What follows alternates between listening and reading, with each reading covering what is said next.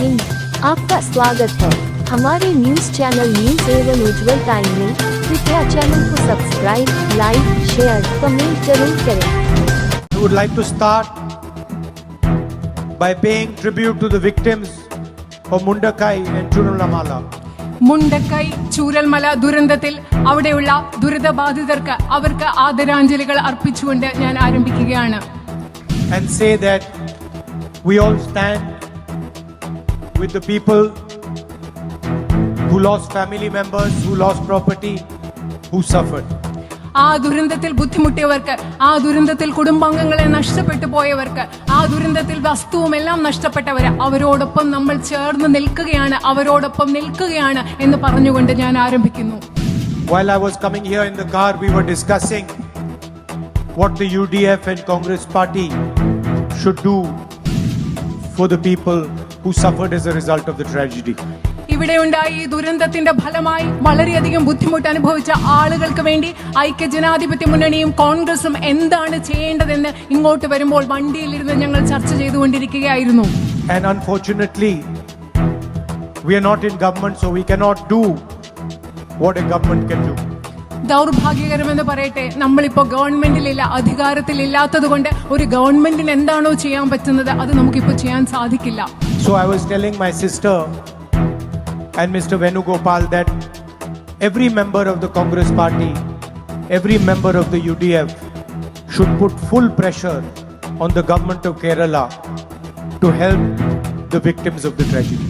അതുകൊണ്ട് ഞാൻ എന്റെ സഹോദരിയോടും ശ്രീ വേണുഗോപാലിനോട് പറയുകയായിരുന്നു, കോൺഗ്രസ് പാർട്ടിയുടെ ഓരോ വ്യക്തിയും, ഐക്യജനാധിപത്യ മുന്നണിയുടെ ഓരോ പ്രവർത്തകരും അവിടുത്തെ ദുരിതബാധിതരായ ആളുകളെ സഹായിക്കാൻ ഈ ഗവൺമെന്റിനോട് സമ്മർദ്ദം ചെലുത്തണം എന്ന് ഞാൻ പറയുകയായിരുന്നു. And we also remember the spirit of the people who were victims of the tragedy. ആ ദുരന്തത്തിൽ ഇരകളാക്കപ്പെട്ട മനുഷ്യരുടെ അവരുടെ ഒരു ചൈതന്യം, അവരുടെ ശക്തി, അതും നമ്മളിപ്പോൾ ഓർമ്മിക്കുകയാണ്. We saw with our own eyes the shopkeepers who opened their shops for victims and allowed them to take whatever they needed. അവിടെ നമുക്കറിയാം, നമ്മൾ ഞങ്ങളുടെ കണ്ണുകൾ കൊണ്ട് കണ്ടതാണ്, അവിടെ ആ ദുരന്ത ബാധിതരായവർക്ക് വേണ്ടി സ്വന്തം കടകൾ തുറന്നു കൊടുത്ത് എന്ത് വേണമെങ്കിലും എടുത്തോളാൻ പറഞ്ഞ കച്ചവടക്കാരെ നമ്മൾ കണ്ടതാണ്. We saw how the people of Kerala supported the people of Wayanad. വയനാട്ടിലെ ജനങ്ങളെ കേരളത്തിലെ മുഴുവൻ ജനങ്ങളും എങ്ങനെയാണ് പിന്തുണച്ചത് എന്ന് നമ്മൾ കണ്ടതാണ്. And a good symbol is the Cafe July 30th. Cafe July 30th എന്ന് പറയുന്നതാണ് അങ്ങനെ സഹായിച്ചതിന്റെ ഒരു വലിയ പ്രതീകം എന്ന് പറയുന്നത്. Nofal from Mepadi, who lost 11 members of his family on July 30th. Few days back he opened a cafe called July 30th to honor his wife's dream of opening a cafe. കുടുംബാംഗങ്ങളായ 11 പേരെ നഷ്ടപ്പെട്ട നൗഫൽ എന്ന് പറയുന്ന ആള് ആ ദിവസത്തിന്റെ ഓർമ്മയ്ക്ക്, July 30ന്റെ ഓർമ്മയ്ക്ക് July 30 എന്ന് പറയുന്ന ഒരു കഫേ അവിടെ ആരംഭിച്ചു, പ്രത്യേകിച്ചും തന്റെ ഭാര്യയുടെ ജീവിത പങ്കാളിയുടെ ഓർമ്മയ്ക്കായി. And next time I'm in the vicinity, I will go to his cafe to give him my support. ഇനി ഞാൻ ആ കഫേയുടെ അടുത്തെത്തുന്ന അടുത്ത സമയം ഞാൻ അവിടെ പോയി അദ്ദേഹത്തിന് പിന്തുണ കൊടുക്കാൻ വേണ്ടി ഞാൻ ആ നൗഫലിന്റെ കഫേയിൽ പോകും. And I recommend all others, when they pass by, they should also go and have coffee there.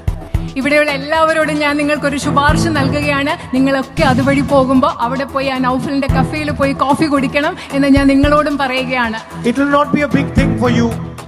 നിങ്ങൾക്കത് വലിയൊരു കാര്യമല്ല അവിടെ പോകുന്നത്. You will just go and have coffee. നിങ്ങൾ അവിടെ പോയി ഒരു ചെറിയ കാപ്പി കുടിക്കും. But you will give confidence to those who suffered in the tragedy. പക്ഷെ അതിലൂടെ നിങ്ങൾ ചെയ്യുന്നത് ആ ദുരന്തത്തിൽ ബുദ്ധിമുട്ട് അനുഭവിച്ച മനുഷ്യർക്ക് നിങ്ങൾ ആത്മവിശ്വാസം കൊടുക്കുകയാണ് അതിലൂടെ നിങ്ങൾ ചെയ്യുന്നത്.